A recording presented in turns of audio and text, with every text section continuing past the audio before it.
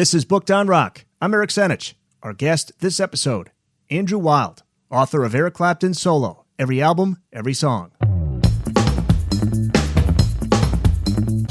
Of all of the classic British rockers who came to prominence in the 1960s, only a very few have achieved significant, sustained success through to the present day.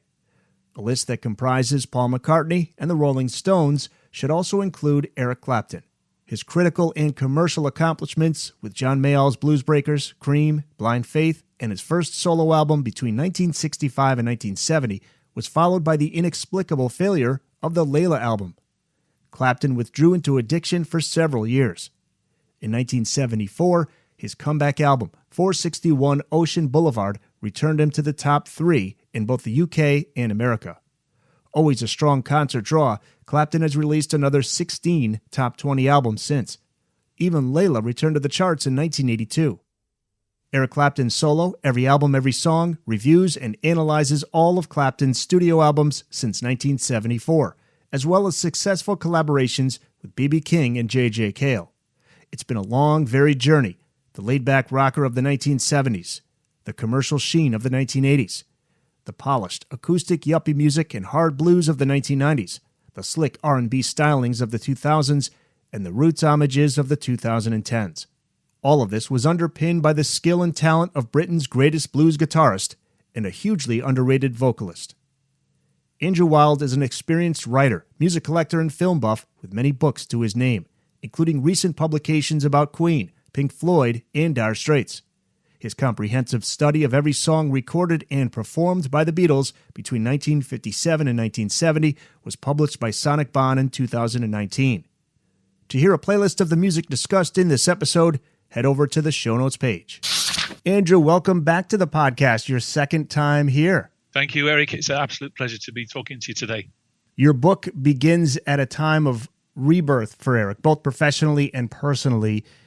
After reaching the pinnacle of both commercial and artistic success with Cream, he has a brief but now legendary run with Blind Faith, then Derek and the Dominoes. His debut solo album out around that time as well, but just as it seems as he's off to a great start to the 70s, things fall apart for him. Can you set the stage for where Eric is at the time he enters the studio to record his comeback album, 461 Ocean Boulevard? Yeah, sure, absolutely, I can. So the book covers the period from 1974 to date, and you mentioned the other two I'm working on. They will fill in the gaps around the early material as well. But by 74, Clapton had been off the road and out of the studio for 3 years. Now, back in the early 70s, that was a career-breaking gap to be 3 years off the road and out of the studio. And those previous 10 years, had he said, been absolutely non-stop with Cream, Blind Faith. He had a top 5 album with John Mayall's Bluesbreakers in the UK before that as well, and success with the Yardbirds. And then the Layla album came along, and you and I probably would agree that the Layla album is Eric Clapton's finest work. But it was a massive flop.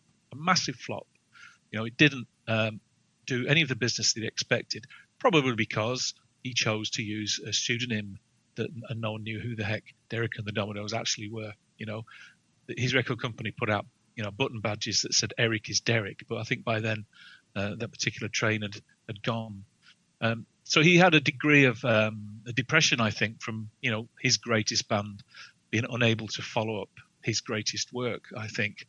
And then he also picked up a heroin addiction, which is debilitating, I guess, for anybody. So that took him off the road and out of the studio for 3 years, basically from the beginning of 71 to the beginning of 74. But by the beginning of 1974, he was ready to return to the studio. There's quite a famous story in that he went to work on an uncle or a cousin's farm in Wales and basically did manual labor and worked out the demons out of his body and out of his mind, which is amazing. And then gradually started to pick up the guitar again.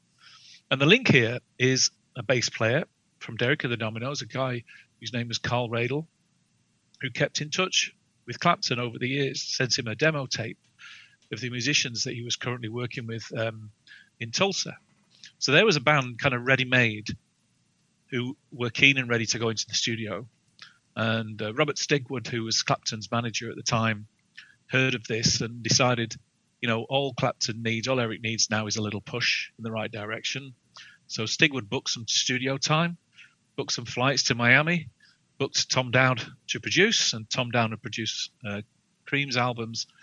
And from there, the sessions for 461 Ocean Boulevard took place. So, yeah, first time in the studio for 3 years.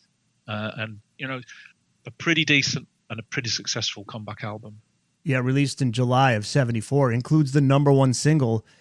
The cover of Bob Marley's I Shot the Sheriff, I think that was his only number one single, if I'm not in the US. In the it US. Was his only number one, yeah. Motherless Children, Let It Grow, Mainline Florida, also on this album. This is, as you write, an accessible collection of bluesy songs with a country and or reggae feel. He's not really focused on complete songs. His guitar work accompanies the songs rather than standing front and center. In fact, on his cover of I Shot the Sheriff, there isn't even a guitar solo. No, that's true. Although originally it did have a guitar solo. And if you listen to the compilation album Life in 12 Bars, which came out a few years ago, the full-length version of I Shot the Sheriff, complete with a guitar solo, is on there. But, originally the album version and the hit single version, that faded early.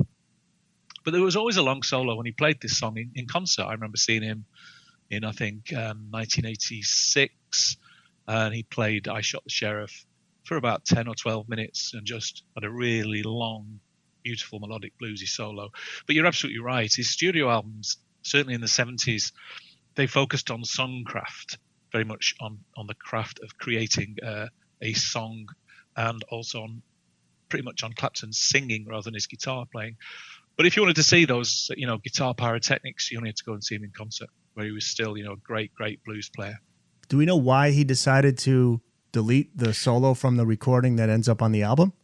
My guess is it was probably due to time constraints, and that if you want to put out a single, you don't put out a 7-minute song. So they chopped it down, made it more concise, compact.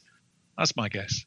Eric Clapton removing a solo from a song, boy, isn't that amazing? That speaks of the times too. I'm sure it has something to do with getting a single out there, but also his mindset was the complete song more so than being front and center on guitar. Exactly. The craft of the song, the craft of the performance, and not the focus on long solos, which he did with Cream, which he did with Derek and the Dominoes. And I think in the 70s it wasn't quite so important to him in terms of his solo recordings, but he would still play long solos in concert.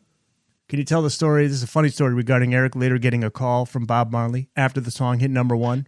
Yeah, he relates in his memoirs that Marley knew about it, and they had a telephone conversation, and they had I believe Clapton says something like, that he tried to ask him, Clapton tried to ask Marley that what I Shot the Sheriff is actually about. Is it a true song or is it a metaphor? And I believe that Eric just simply couldn't really understand what Marley was trying to tell him. I guess he had his Jamaican patois and all that stuff. But, Bob Marley was a massive influence, especially in the UK at this time in the 70s. He was hugely, hugely popular in Britain, where he had a long, long string of hit singles.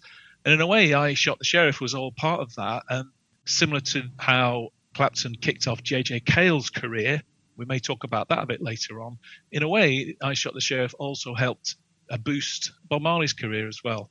Certainly from I Shot the Sheriff, which is 74, through to Marley's death in 1980. Huge popular singer and performer in Britain in particular, which we need to thank Eric a little bit, I guess, for helping us show the way for one of the great reggae artists of our time. As he did with guys like Robert Johnson too, yeah. Eric follows up the number one album, 461 Ocean Boulevard, with There's One in Every Crowd in 1975. A similar sound to 461, but didn't achieve the same commercial and critical results. It was number 21 in the US, 14 in the UK. You write it's a quick, off-the-mark, but messy follow-up? Yeah, I think it was probably just a case of banging out another album. It was recorded in Jamaica. It was recorded the month after 461 Ocean Boulevard was released, and as I Shot the Sheriff was heading towards number one in the States. So it's no surprise really that his management company got him across to Jamaica to record a follow-up, PDQ. It's a fairly low-key album. I think it's Eric's 4 original songs that work best on that album, but they're tucked right at the back. The last 4 songs on the album are the 4 originals. So you really got to sit through some fairly less than inspiring songs to get to those 4 at the end, But there we are. It's part of the canon. It's great there for collectors, but I don't see too many non-believers spinning that one too often. No hit singles from this album, but you say Better Make It Through the Day is the highlight? Yeah, I think so. People often forget that Eric Clapton loved soul music, and he has played over the years a great deal of very good soul music. You listen to some of his more recent albums over the last 10 years, and I would call him a soul singer, a brilliant soul singer. So Better Make It Through the Day, which is an original song from There's One in Every Crowd, has a very late night feel, very smoky feel, laid back, and definitely soulful. I mean, he was developing as a singer in the 70s. I don't think anyone would say he was a great singer then, but certainly by the time we got to the 90s and the 2000s, I would say his singing was on a par with his guitar playing, and not many people would really think to listen that way. But Better Make It Through Today was a kind of a signpost towards that, I think. August of 1976, we get No Reason to Cry, which features contributions from members of the band: Robbie Robertson, Rick Danko, Garth Hudson, Richard Manuel, Lee Von Helm, along with Bob Dylan and Billy Preston. Quite a roster, yet this is like a sports team where on paper you would think they would win the title, but that doesn't happen. Even Eric admitted that it was a drunken, disorderly kind of album, and that had to do with where it was recorded, which was in Malibu at Shangri-La Studios. It was, as the title suggested, a little too comfortable. I don't know. I think on its own merits that No Reason to Cry is a really good album. It's quite loose, but it's extremely professional the way it was recorded. I think, as you say, the sessions were, how shall I put it, well lubricated. I think that's true. There are outtakes you can listen to that very much confirm this, and they were having clearly a lot of fun in a rock star way. But hugely talented musicians. The band, to me, never did a duff song on all of the albums they ever did, and they worked together with Clapton really well. In fact, as I was trying to think yesterday, when the first time I really clocked who Clapton was, and I think it was watching the film The Last Waltz, probably in about 1981 or 82, and of course Clapton plays on that film and on the album, and that kind of led me back to people like Neil Young and Van Morrison and Bob Dylan just from that one film. I think No Reason to Cry is a mid-career highlight, actually. I think it's probably the first of a run of 3 very good albums, and obviously I listened to Clapton's whole back catalogue as research for this book, and particularly enjoyed No Reason to Cry. I'd forgotten how entertaining it was. Worth another spin. And your recommended pick would be Double Trouble? I think so. There's some real fire in that track. It's an old blues number by Otis Rush, another one of Clapton's big influences. And on that one, he really cuts loose and plays particularly well. And there's also some piano on there. It's uncredited on the album, but I think it's probably Billy Preston who was part of those sessions. And Preston matches him stroke for stroke and note for note. And of course, Preston played in Clapton's band in the end of the 2000s as well, and was added plenty of fire and showmanship to those shows, which can sometimes be a little dull. I'm wondering if there's the Stevie Ray Vaughan connection there. Is that why Stevie Ray named his band Double Trouble? I would not be surprised, Eric. I had never thought of that. Yeah, but, we should know this. I always thought they were called Double Trouble because originally there were 2 of them, a bass player and a drummer, as part of a trio before they brought the keyboards in. But it would not surprise me that Stevie Ray Vaughan, who I saw in concert, one of the greatest gigs I ever saw, I wouldn't be surprised if he named his band after an old Otis Rush song. It would fit, wouldn't it? Sure. Whatever slump Eric was in would about to come to an end. In November of 1977, he releases Slow Hand, the first Clapton album I ever heard from front to back. My older brother had it.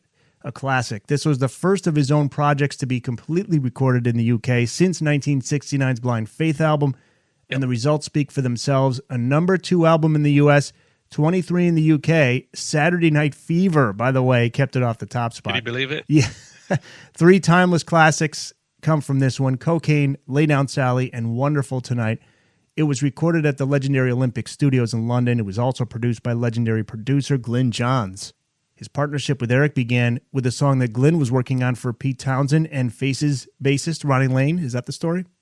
Yeah, it is. So Pete Townsend from The Who, Ronnie Lane from The Faces recorded an album together. It's a wonderful, wonderful album called Rough Mix. I urge all of your listeners, go out, stream Rough Mix by Townsend and Lane. It's one of the greatest albums of the 70s, in my view. So it was recorded at Olympic, the very famous studios in London. It was recorded in February 1977. And Townsend and Lane, they called in a lot of their pals to take part in this one.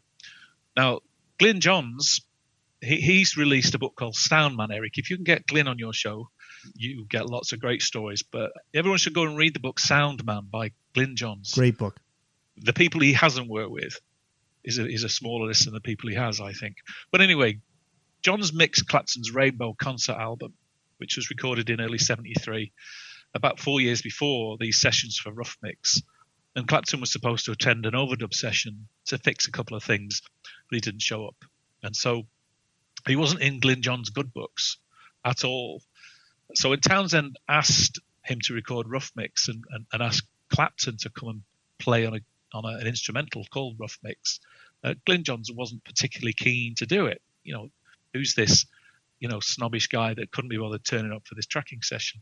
But apparently Clapton was a total delight, and they got on really, really well. And they eventually recorded 3 albums together. Slow Hand was the first of those, and 2 others. But, go and listen to Rough Mix. If you like the kind of more pastoral feeling of Ronnie Lane's Slim Chance, the acoustic work of The Who, and Clapton's on 3 or 4 songs on the album as well, actually, then it's really, I would call it a comfort blanket of great music, Rough Mix by Townsend and Lane. And that was how Clapton first worked with Glyn Johns. Try to find an album in the 60s and 70s that doesn't have either Glyn or Andy Johns' name on it. Yeah, the brothers too. Amazing. Legendary. Yeah, Andy sadly passed away. We mentioned J.J. Cale earlier, Cocaine. That's a cover of a J.J. Cale song. Before we get to the song, we got to give some time to J.J. Cale. He's such an important figure in Eric's career, and we sadly lost J.J. Cale. When and how did their friendship and working relationship begin? So what we need to remember is that when Clapton recorded After Midnight for his first solo album in 1970, that J.J. Cale had only released 1 single at that point. And After Midnight was the B-side of that single. And in 1970, he had no recording contract. He did a one-off single with After Midnight as the B-side. When Clapton came to hear it, I think through Delaney Bramlett, who was the producer of that first solo album. And they recorded that for the Eric Clapton album. It was such a success. Clapton's version was such a success that J.J. Cale got a recording contract out of that. Recorded his first album, Naturally, in 1971. Included another version, a different version of After Midnight, a slower version on there. So we can argue quite comprehensively that Eric Clapton kickstarted J.J. Cale's career. In return, J.J. Cale undoubtedly influenced Eric Clapton for the rest of his life. They were great friends, and Clapton recorded many, many, many of J.J. Cale's songs as the years went through. So I'd say J.J. Cale and Robert Johnson, maybe Ray Charles were the 3 biggest influences on Clapton's music over the years. So yes, J.J. Cale he died maybe 5 years ago. Very much of his style. Each of his albums are very similar to each other, but they're all great and worth a listen. You really hear the influence in the post-Cream albums from Clapton, because Cale was the guy he went with a minimalist approach, but yet the songs had substance to them, and that's what Clapton was looking for. Yeah, absolutely. In that post-Cream era, he wanted that sound. You can absolutely hear J.J. Cale's influence throughout. They would record together. The Road to Escondido, they would tour together in the 2000s. There's also a tribute album that isn't particularly well known called The Breeze that was released in 2014 that Clapton did with peers. Willie Nelson and Tom Petty and Mark Knopfler, they all play on that album with Clapton playing J.J. Cale's songs. They were great, great friends. Not just Clapton who covered Cale. We got Leonard Skinner's. You mentioned The Breeze. Call Me the Breeze. Yeah. As for Cocaine, fans often say it's a pro-drug song, but Eric says it is just the opposite. Yeah, that's a J.J. Cale song, as we said. You could argue that the chorus, she don't lie, she don't lie, she don't lie, cocaine, is potentially ambiguous. But Clapton has always insisted that it's an anti-drug song. And very often in concert, he would change it to that dirty cocaine in the chorus just to underline it. So, I'm sure it's not a pro-drug song. And Wonderful Tonight, a great story behind this song. Can you tell this one? Yeah, absolutely. We can pinpoint the writing of the song to a specific day, which is quite unusual, 7th of September 1976. So Eric at that time was living with Patty, formerly Patty Harrison, soon to be Patty Clapton. And actually, Patty writes about this in her own memoirs, where they were due to go out to the annual Buddy Holly party that was organised by Paul and Linda McCartney, who were friends of the couple. Quite simply, she couldn't decide what to wear. He wrote the song while he waited for her to get ready, and she came down and he played it to her. Throughout this time, Eric has been working with a steady lineup. This is the classic lineup that they call the Tulsa era, right? The South Florida session. The Tulsa band, Yeah. The South Florida session musician, George Terry on guitars, Dick Sims on keyboards, Carl Radel on bass, and Jamie Oldeker on drums. All three of those guys from Tulsa, Oklahoma. Talk about this lineup if you can and its place in Eric's career. Yeah, we should also not forget Marcy Levy, also from Tulsa. Yep. So she was the backing singer and occasional lead singer as well. And Yvonne Elliman also was in the early version of that band as well. We need to remember really that Clapton had chosen to leave pretty much all of the bands he'd worked with up to that point. So he left the Yardbirds, he left the Bluesbreakers. He chose to leave Cream. Blind Faith kind of fizzled out after that US tour. So in every case, it was up to him to finish those. Now, the one band he wanted to keep going was Derek and the Dominoes, but they kind of fell apart when they argued in the studio. So when he formed that Tulsa band, he was given a degree of stability, a stability he'd not really had in a group of musicians before. Now, his private life at this time was utterly chaotic, and it was for 25 or 30 years. So I expect that some degree of professional stability was very important. And those guys were very, very flexible in their musicality, and they could play the blues, they could play the reggae, they could play the country music, they could play everything. So I think to get his solo career back on track from 74 to kind of early 79 when that band was together was very important. That those musicians contributed significantly to that. And he had one last album with this lineup, 1978's Backless. You write that it's entirely the equal of Slowhand, yet it had fewer hits. Yeah, absolutely. I mean, hits don't necessarily mean quality, do they? But listening to Backless again recently reminded me, just how good it was. It's all about the material. So we've got two songs co-written by Bob Dylan, another J.J. Cale cover, an original song called Golden Ring that is 100% J.J. Cale influenced. There's a Burning Slow Blues on there. It's got a quality and depth, that album. Well worth another listen. I remember, there's a funny story. I bought this on vinyl in the early 80s, and I remember taking it home and playing it, and I accidentally left the record player on 45 instead of 33, and I put it on, and I'm thinking, sounds strange. That must be the girl singer that's singing that one. But I was playing it instead of that's great. Instead of at 33, of course. There we are. The old days of vinyl. Yeah, and the vagaries of youth. Yeah. But I think it's a good album, and I think it's full of great songs. This is around the time you became a fan. You wrote it in your introduction, late 70s, early 80s. You said you first found out about Eric Clapton, and then you saw him live for the first time around this time? I saw him live for the first time in 1984. Okay. At Wembley Stadium as a guest on Bob Dylan's tour. He did a European tour in 84. Clapton came on for the encore. I also saw him as the lead guitarist in Roger Waters' band in June 1984, and then saw him many, many times since then. Yeah, so we're about that time. That's interesting. Yeah, your first two times seeing him wasn't him as the headlining act. He was part of. That's right. That's right. I've seen it's strange the way it comes. I've seen Phil Collins 4 times, but never as a solo artist. Playing with other people. But that's just the way it is. Yeah, and we're leading into the Phil Collins era of Clapton, where Phil was just about everywhere in those days. Eric kicks off the next decade with 1981's Another Ticket. Some shake-up in the lineup prior to recording the album. There were even some members fired by telegram, according to Eric. He wasn't even the one to send the telegram. It was his manager, Roger Forrester. Yeah, that's right.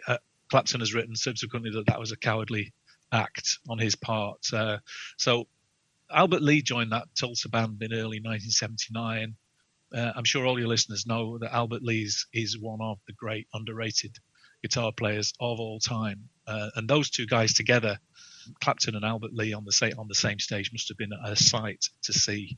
But by the end of that year, all of those American guys had been sacked by telegram, as you say, which was pretty bad. I mean, I think Eric was ready for a change. He hired an all-British band in 1979 and went on to record the Just One Night live album, which is absolutely terrific. So we got Dave Marquis on bass, the absolutely wonderful Henry Spinetti on drums, and Chris Stainton, who's worked with Clapton ever since, on keyboards. And the musical director was Gary Brooker, formerly of Procol Harum. So pretty strong lineup there. But they only really recorded that one album together, Another Ticket. Among my favorite Clapton songs on this album are I Can't Stand It and Rita May. I Can't Stand It reached number 10 in the U.S. Rita May is the one moment on the album where we get that flashback to the days when Eric really cut loose on the guitar. He even used the guitar from his Cream days on that one, you write. Yeah, I think it was the old Gibson ES335 on that one, if I remember. So we're here in early 80s, and, Clapton really started to play more guitar in the studio around this time. And as you say, that song, Rita May, that really up-tempo, fast number, full of very neat, tight solos. And I don't know, I think he was gradually rebuilding his reputation as a guitar player in the early 80s throughout the first 4 or 5 years, until in the mid-80s that reputation was fully re-established, I think. Money and Cigarettes released in February of 1983. Just before this album is recorded, there is a period of great change for Eric Clapton. We could have lost him. There's some dark moments in Eric's life that you write about in this book. Can you talk about this particular period for him? Yeah, sure. The main problem is that at that time, and he talks about this in some detail in his own memoirs, that he was an alcoholic. And he agreed to go into rehab. And also around the same time, he had some pretty serious stomach ulcers that I think ruptured. So he agreed to go to rehab. He was booked into a flight to the States to go there. And he got absolutely and utterly wasted on that flight because he thought it would be his last chance to drink. This is how serious it was for him. I'm going to read a little bit from his memoirs here. And this is a quote. And he said, "The only reason I didn't commit suicide was that I knew I wouldn't be able to drink anymore if I was dead." That's pretty serious, and he says that he thought that the drink was the only thing worth living for. I mean, that's pretty serious state of affairs, But to give him credit, although it took a while, it took another several years, he did get cleaned up. He kicked the booze. He eventually kicked the drugs. He even stopped smoking in the end in recent years. So eventually he got cleaned up. But, there's a phrase in UK which may not translate for you, which is clapped out. When something's really worn out and broken, it's clapped out.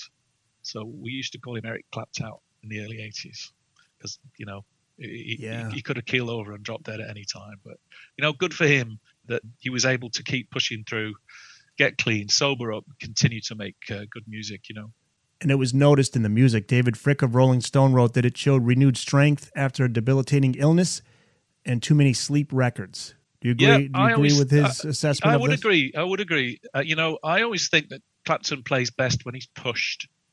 Not when he's in the front leading, but when he's pushed. So on that album, Money and Cigarettes, Albert Lee's still playing with him. Guest guitar player Ry Cooder, peerless player.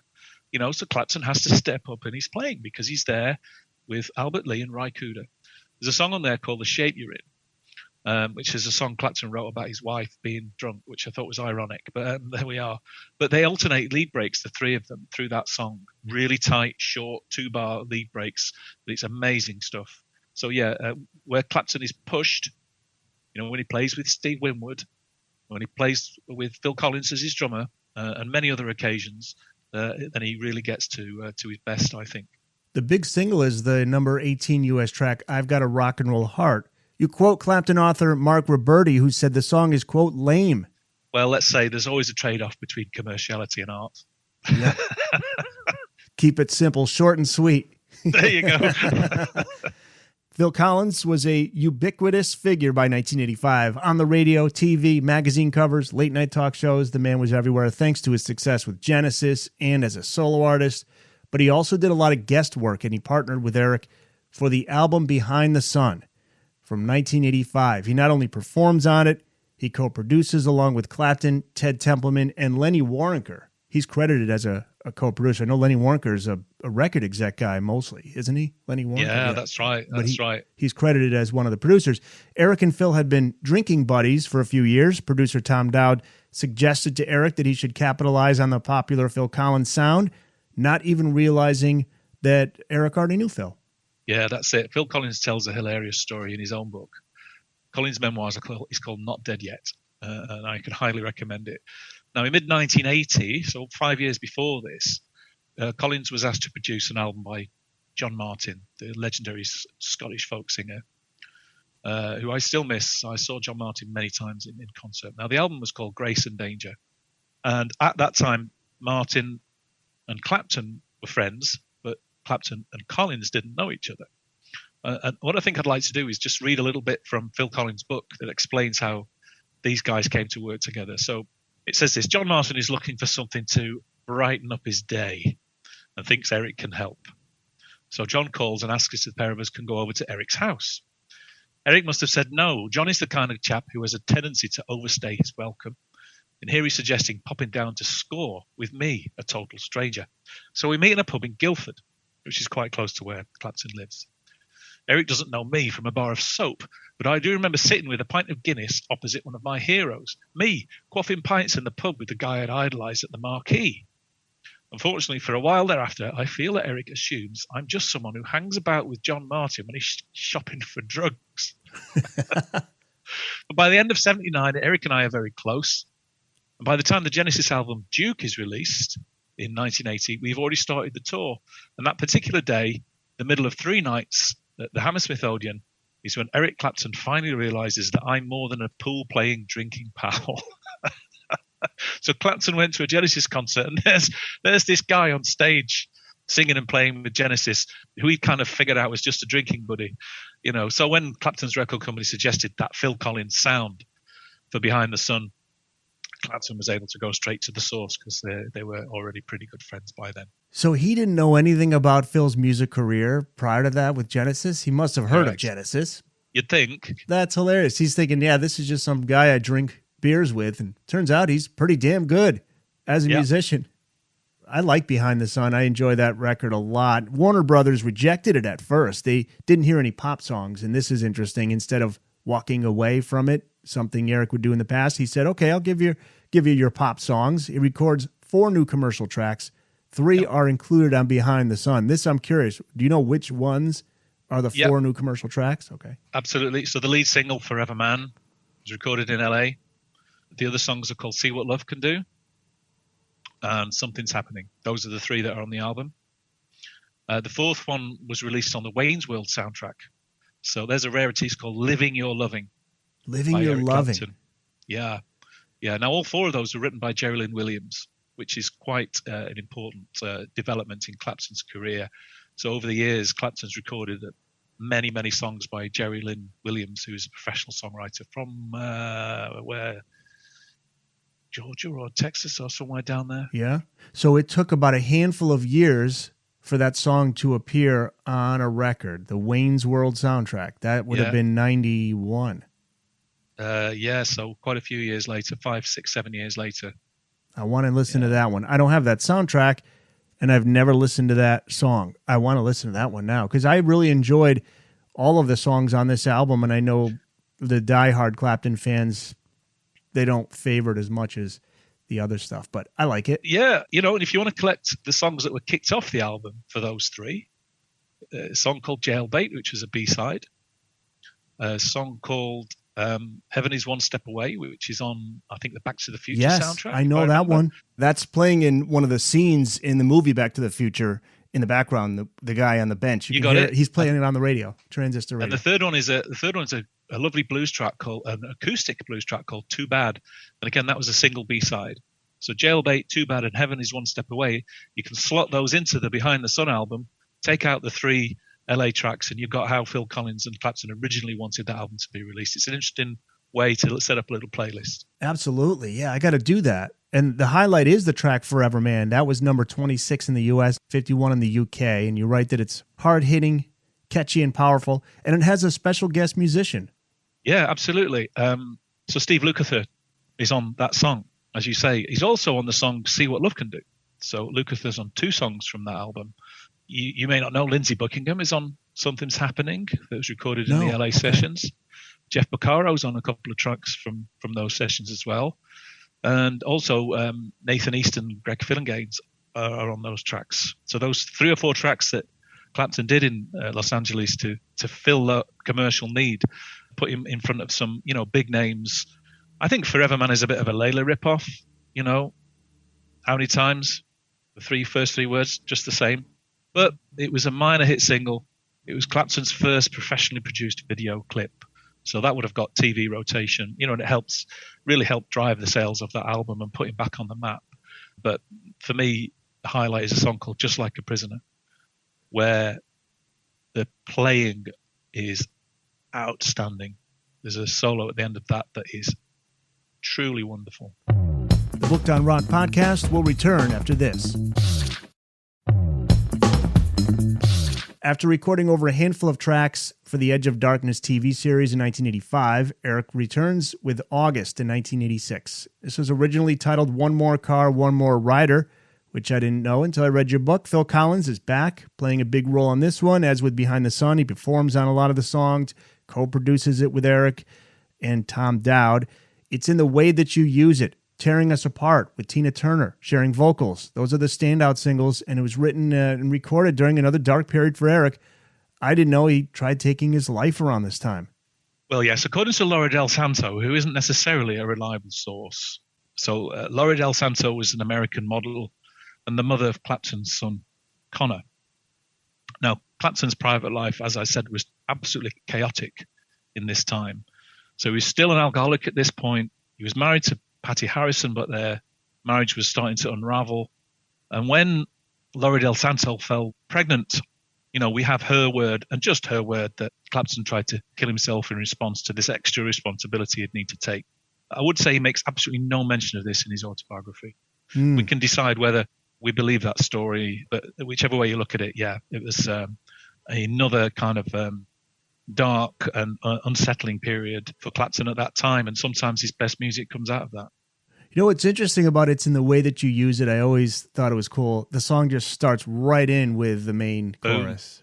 Yeah. Now that, like the songs we were talking about on Behind the Sun, that was another late addition to that August album. That's the only song that's produced by Tom Dowd. The rest of the album is produced by Phil Collins. And again, the record company, Warner Brothers, didn't hear a single. So the song It's in the Way That You Use It is from the soundtrack to The Color of Money, the Tom Cruise film. It was recorded with the assistance of Robbie Robertson of the band, who wrote the music, as I recall. But it's a great start to the album. But if you listen to that song independently to the rest, it does sound kind of different to the sound and the feel of the rest of that. But it's not Phil on drums. No. The drummer on that song is Henry Spinetti, who we mentioned earlier. Yep. Yeah, bass player, the session guys, Lawrence Cottle and Richard Cottle, who are big British session guys, and keyboards by Gary Brooker. Okay. So they are. So a bit of a reunion of his earlier musicians for that particular track. Very brightly recorded. And now Eric is in his early 40s. He is an elder statesman of the British rock music scene by now, but still capable of maintaining his star status. The album Journeyman, released in November of 1989. It's another big hit, number 2 in the UK, 16 in the US. He brings in, as you write, the best session musicians money and reputation can buy, and he also enlists some heavy hitters to guest on this album. Can you talk about some of the star musicians absolutely. that we hear on this one? I think most of Journeyman is a very good album.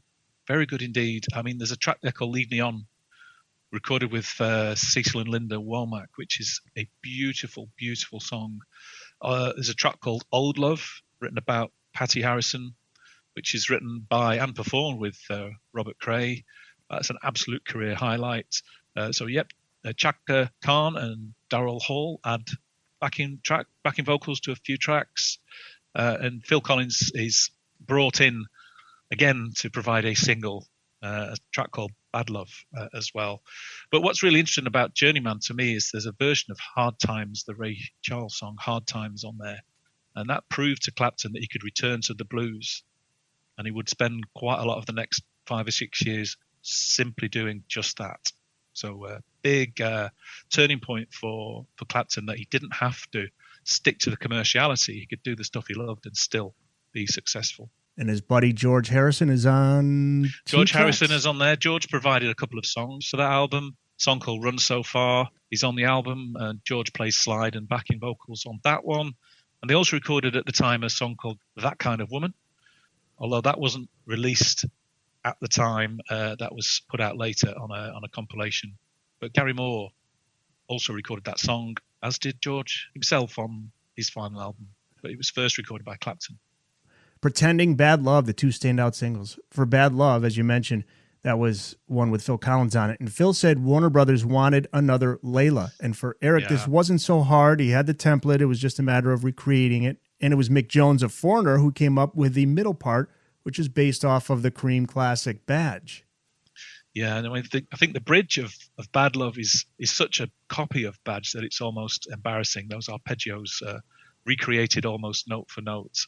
And to me, that sound, the sound of that song, sticks out quite badly from the rest of the album. It's the only one that Phil Collins produces on that album. And it's a very bright production, which is odd to my ears, with the more kind of warmer sounds on the other. But I have some trivia for you. Bad Love was recorded at Townhouse Studios in London on the same day with the same band as I Wish It Would Rain Down by Phil Collins from But Seriously. Oh, okay. Which Clapton plays recorded on the same day. Yeah. Yep. Same people. Yeah. Pino Palladino on the bass, Phil Collins drums, and Eric Clapton guitar. Pino Palladino would later go on to join The Who. He's played with everybody you could possibly imagine. He replaced. But yes, he did. He did. He replaced John Entwistle 2 or 3 days after Entwistle's death.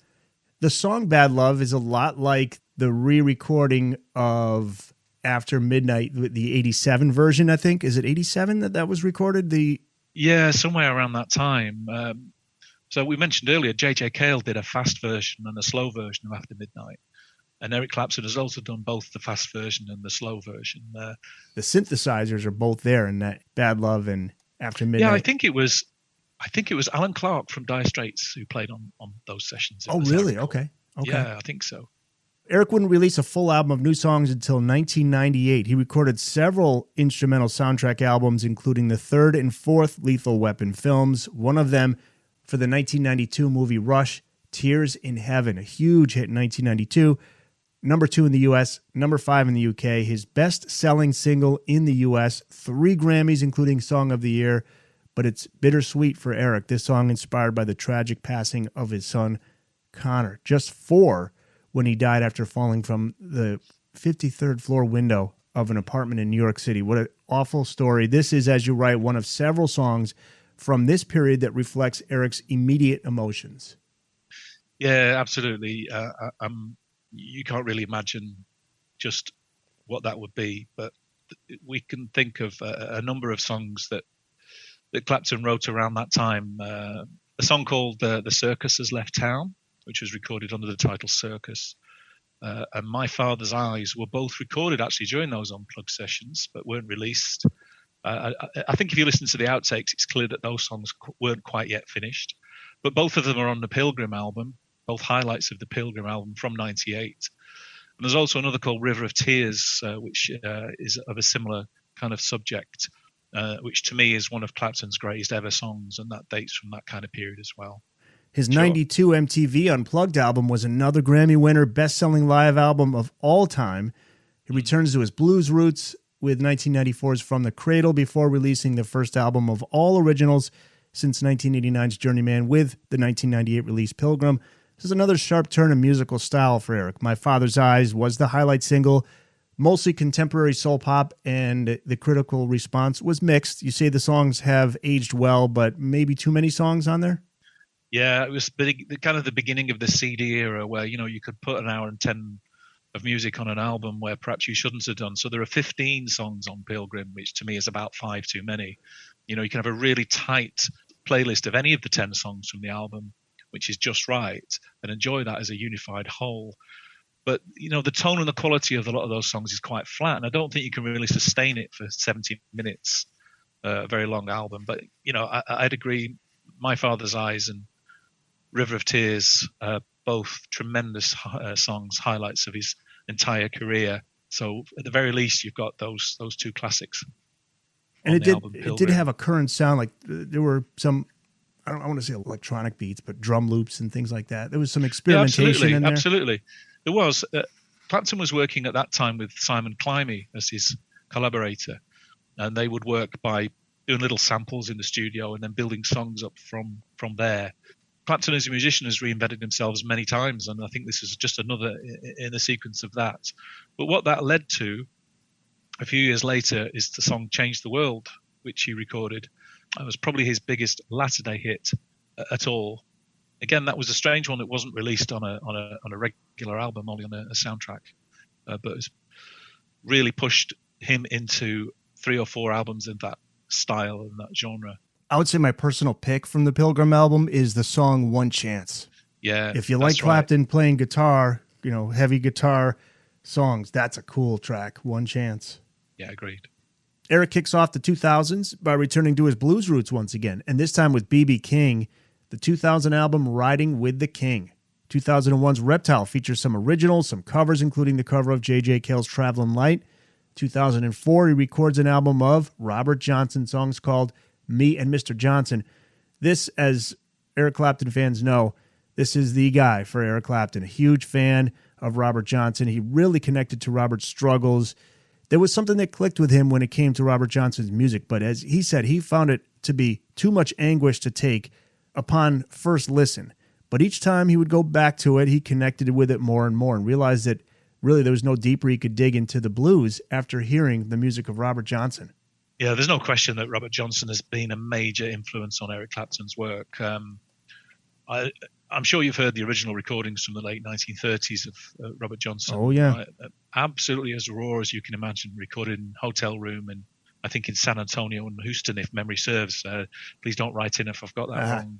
Over the years, I tallied this up for you. Clapton has recorded 23 different Robert Johnson songs. Wow. There's only about 28 to go at in the first place. Since 1965, when he recorded Rambling on My Mind with the Bluesbreakers. You think of Crossroads, Steady Rolling Man, Love in Vain. All of these are Robert Johnson songs that have been recorded by Eric Clapton.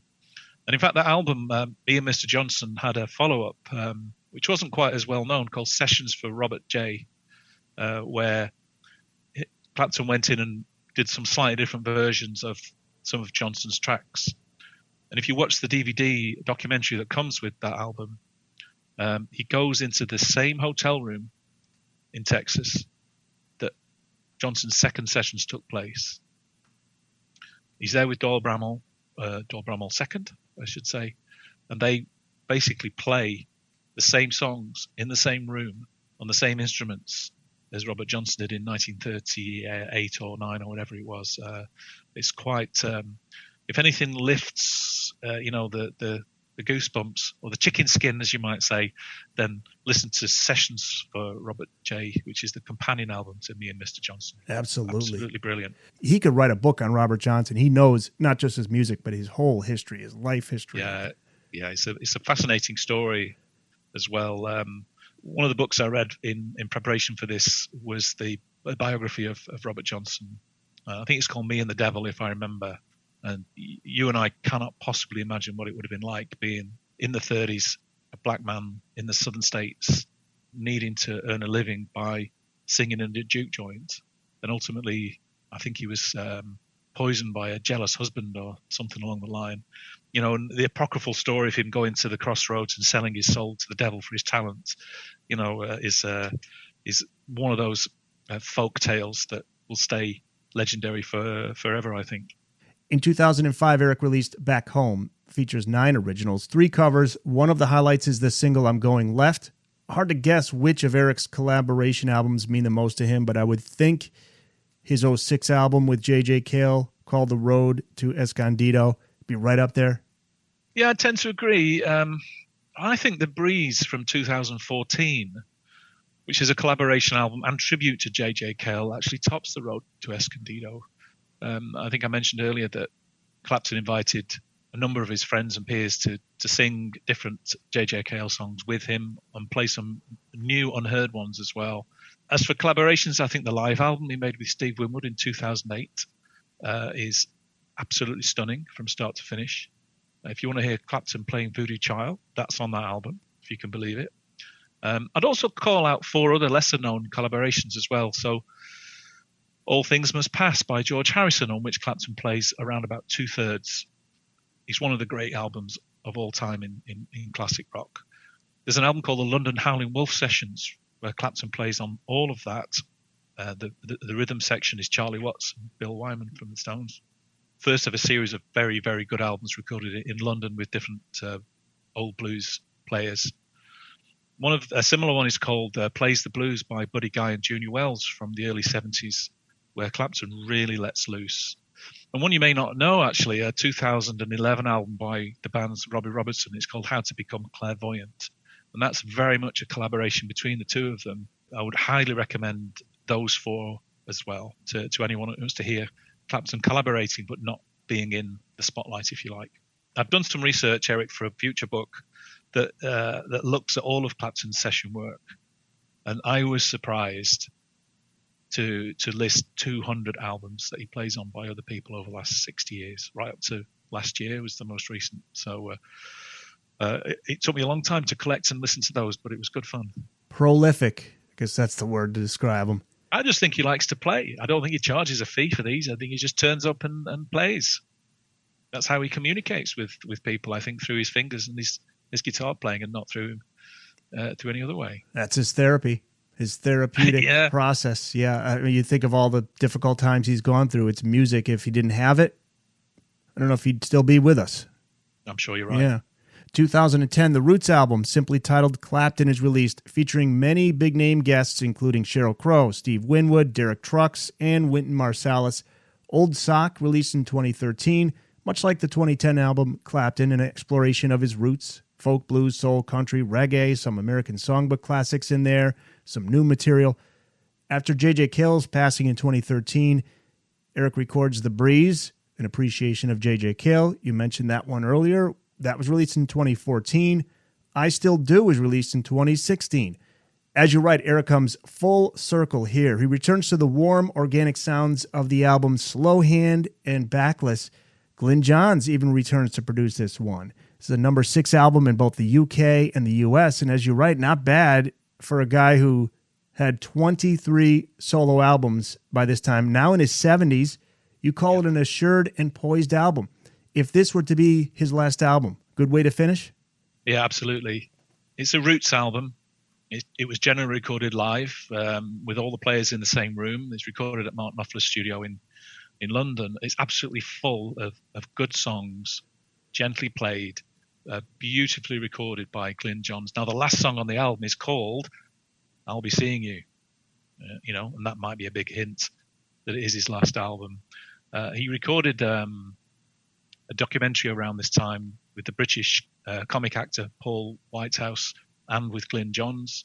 And Whitehouse asks him, "Is this your last album?"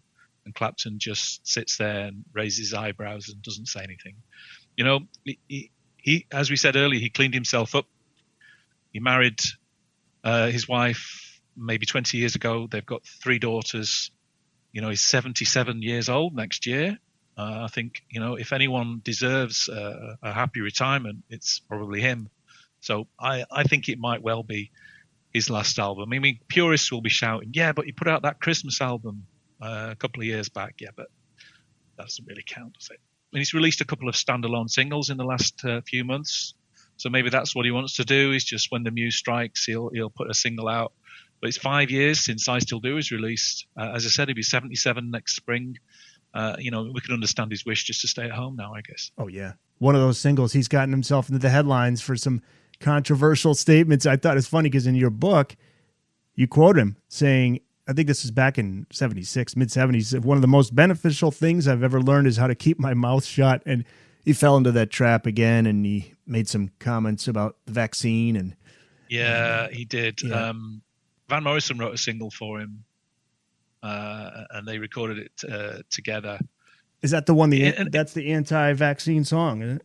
yeah, in a way, you can understand that it's not anti-vaccine so much as anti-segregation. That he doesn't want to play a concert where everybody can't come in, whether or not they've had their vaccination.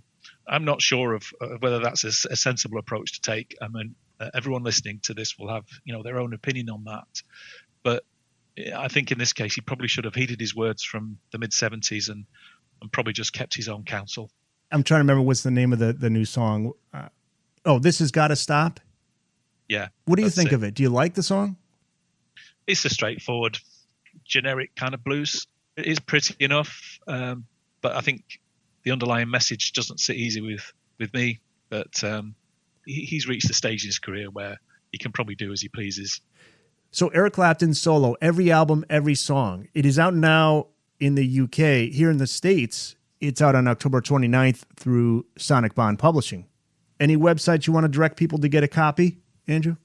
You're probably best if you're in the States to go to Amazon.com. It'll be in stock there soon, I believe. If you're in the UK, please go to burningshed.com, also available at amazon.co.uk. They don't give me quite as good a royalty as Burning Shed, so okay. we'll plug that one in there. Yeah.